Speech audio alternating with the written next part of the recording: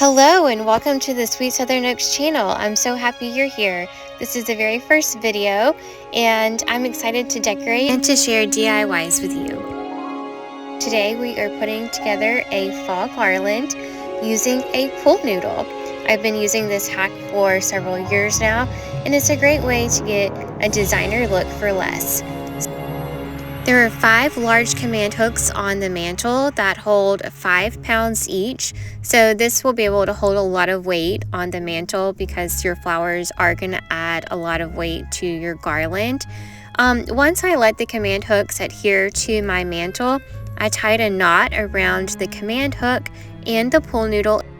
The pool noodle is used in place of floral foam, and this way we can get an extra large flower arrangement or like a garland.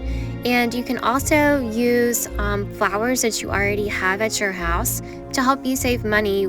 I do like to get the larger bouquets from the craft store, and then I use some floral scissors to cut them. Then I just stick those flowers right into the pool noodle itself and use a variety of different flowers and different colors to give you different textures and dimension in your flower garland.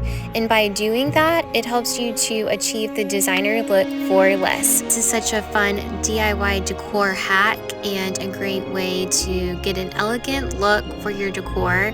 And you can use things that you already have around your house to help you save money. Decor doesn't have to always be expensive. You can repurpose what you already have. Thanks so much for watching and stay tuned for more. Let me know what colors you're using in your fall decor in the comments.